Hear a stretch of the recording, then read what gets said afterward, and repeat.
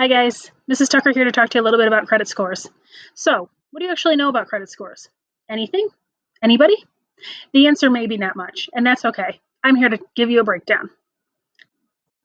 To start, a credit score is a 3-digit number that's calculated by credit bureaus. It gives banks, credit unions, and landlords an idea on how likely you are to pay a loan or rent on time. The three main credit bureaus include Experian, Equifax, and TransUnion.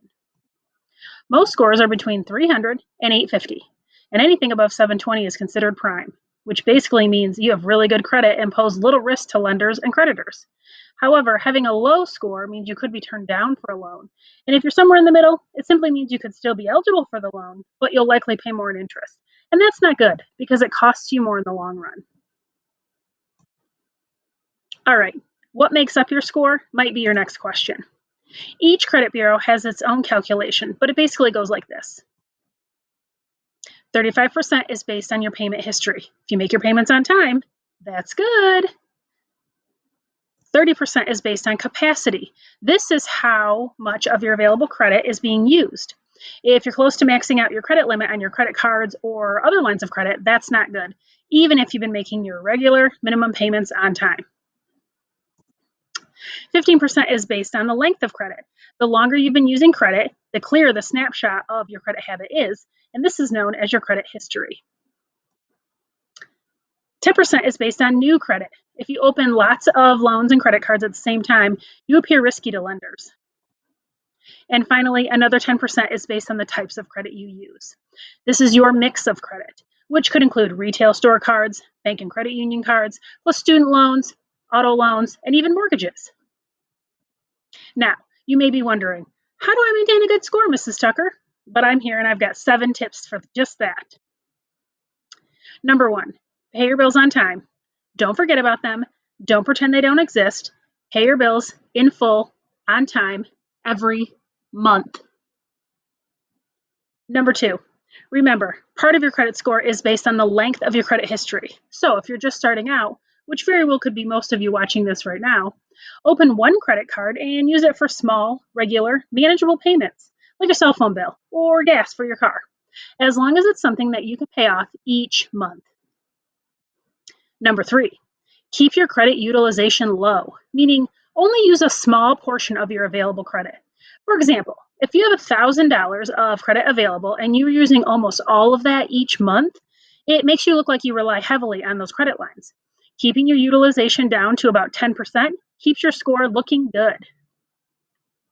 Number 4, don't open up a large amount of credit cards in a short amount of time. Lots of inquiries on your credit report in a short time frame makes your score drop. Number 5, and to give your score an extra boost, have a variety of credit. A mix of credit cards, retail cards, utility bills, and installment loans help to keep your score balanced. And speaking of balances, try not to carry one. Pay off your statement balances in its entirety each month. Can't afford to do that? Well, you probably shouldn't be putting that on your credit card in the first place then.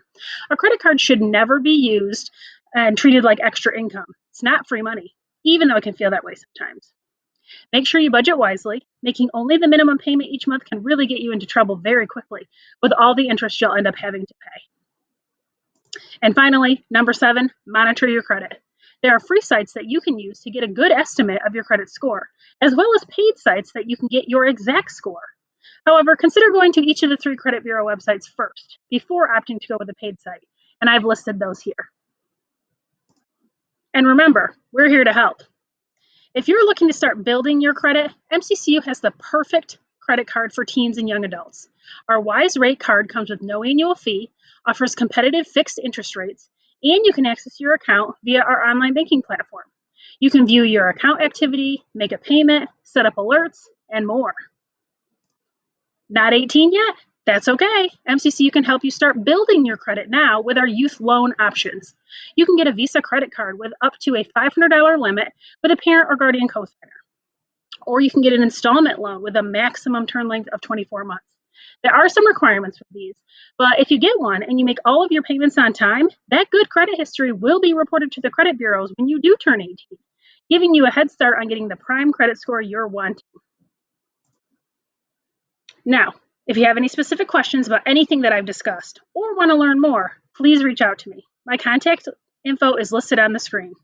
Thanks for listening. Bye.